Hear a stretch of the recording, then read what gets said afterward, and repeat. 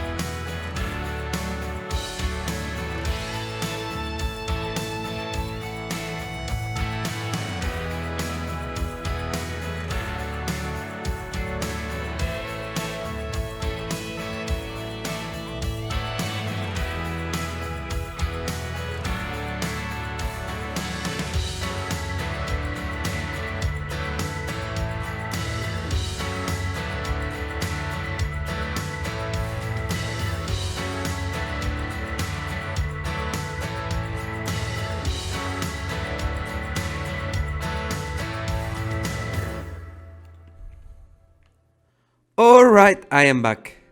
Well, guys and girls, I have been working a little bit off the camera and now I reached the status I wanted, which is the final status. But you know what final means? With final, I would say that I can release the coaster as it is. Maybe I will have to check it for some bags or some pieces that maybe not be in their place, but that will be that should be off the camera. But I'm pretty happy on how this coaster looks like right now. And in today's episode, I managed to theme the whole interior, and also off the camera, I have been working with the trees and so on, and the path surrounding the coaster. So I would like to go in part by part. So let's start with the entrance. And here you can see a signal that say that nighttime is not required, and that's because I am using the time machine for the coaster, and you can enjoy both day and night. I think both are really good, so it's up to you if you want to use the nighttime for the queue or not. And here you have the name of the coaster, but this is a placeholder. I like the idea of Cheese Factory as well. I think I can explain the idea of the story of the coaster with that sentence, but I don't feel that sentence nice for the name of the coaster. And I won't use assault because I will use that word in another important ride in this park. So if you guys and girls have any suggestion on how should I call this Storytelling Wildmouse Coaster, which is located in a cheese factory, please let me know in the comments. So let's go to the queue, and now we have this great cheese factory. I think it looks really nice. It's a big building, it's open, you get really nice views of the exterior where you are in the queue, and also nice interacting things related to the theme. I think I managed to get the sensation of a factory, an old factory. With these elements, I think I get I think you guys and girls get the idea of this is a cheese factory, and also you can see the cheeses here. And there is a little bit of machinery there, and a little bit of steam. And let's move into the next part of the queue, which is the entrance of the coaster. And here we are in the cellar where all the cheeses are being cured, and here we are the station. So I would like to show you guys and girls, I would like to ride the coaster with you, but stopping at some points to explain you the vistas I try to get with that specific point. So starting with the leaf hill, I use the time machine here for the leaf hill to be dark. I think it looks pretty nice. And just after the leaf hill, we get the first view of the factory from the train. And I think this view, guys and girls, is really nice. And now we enter into this crazy section. We fly over the cheeses. The cheeses are near to us. We have a steam. We see the machinery there. We see the exterior here and there. And I think here we see the queue.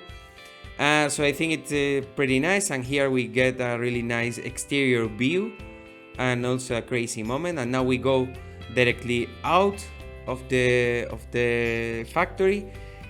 Oops, the game is saving, and we are about to enter in the first part of the barrow, or our barrow. We are the mouses, and here we have some food stored here. This is raw, this is not final. And now we go back for more food, and here we have a really nice interaction point. The train is stopping there, and sometimes you can see the train going by here, and we will get a really nice view. But that will be that is something that will not always happen. So and I like that kind of things, to be honest. And now we are enter back into the cheese factory. We are near into the cheese. We are trying to get some more cheese, but we get trapped. We activated the trap, and we have to run away to the second part of our barrow, and here we have some more food store for the times to come. And that's the storytelling of the coaster, and I think it's nice for a wild mouse coaster to have this kind of theming and this kind of story. So and I will go through the exit to talk about the last part of the today's work, which was the exterior of the factory, and I have a lot of detailing for the walls and so on, some more depots and some more containers, big containers, and now it looks like a really factory.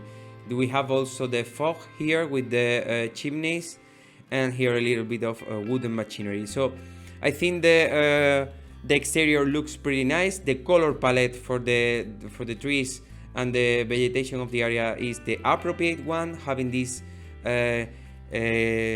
yellow green. I don't know how to call this kind of color, but I think it fits pretty well. And the revealing points for this ride are yet to be clear. I think for the people using the path, for the people using the path of the moon, the revealing point of the building, the point where you see the building for the first time, which is something important, is here. And here you will turn to the right and you will see this great view. I think it's the best view for this building. And if you choose the path of the sun, you probably will get the first view of the factory. Here we are in the transition to Ocean's Watch, and probably the first thing you will see here will be the Hobbit houses and so on. You will look like there, but at some point you will look there, and here you will see the factory. But I think I probably will modify the trees. I have deleted the trees here as I plant those trees just to hide the castle of Ocean's Watch, because previously it was not so big and those fake trees were not placed. But now that those fake trees are placed, I don't need to add trees here, so I can use the whole space here for another purpose, and I will think about it off the camera, and you will see probably in the next episode of this area theming. And the last thing I would like to comment with you guys and girls today is the nighttime lighting. So this is the current nighttime lighting, and I think it will be the final nighttime lighting. I think it's nice also exterior, but even more interior. So the people who choose to enter into the ride at night, they will get also a really nice view of the interior, and for sure the people who ride the coaster at night. So I think I'm using the same colors of the color palette of the area, green and yellow for the color palette, green and orange and so on, or brown, and I think it's an amazing color palette. But I face a problem, guys and girls, which is really similar to the next area's color palette. It's not the same, but similar. So I will work on it. I should work on it to make these two areas look like different. Probably the solution I will give to this is I will use this color palette only for this factory, but the rest of the area, or at least this part of the area, will have a totally different color palette, or at least they won't have probably this green color and only the yellow one, just to give you a rest from this color palette. And at the moment you enter into this city, you have already forgot that color palette, and that's will make you feeling in like a really new world. So that was all for today's episode, guys and girls. I hope you like it, and I hope you like it the final result on this Storytelling Wildmouse Coaster. As you know, episodes 57, 66, and this, which is the 75, are the 3 episodes where I have built this storytelling Wildmouse Coaster. So if this is the first of those videos that you have watched, remember to watch also the other ones, and you will get a really nice idea on how is my designing process when I am creating this kind of coaster, these storytelling coasters. So guys and girls, thank you so much for watching. If you like this video, thumbs up, and if you want to support me and you are not subscribed to my channel, you can help me a lot by subscribing to my channel. So that was all for today's episode, guys and girls. Thank you so much for watching. My name is Nimthul, and see you in the next episode of Let's Build a MKP Park. Adios.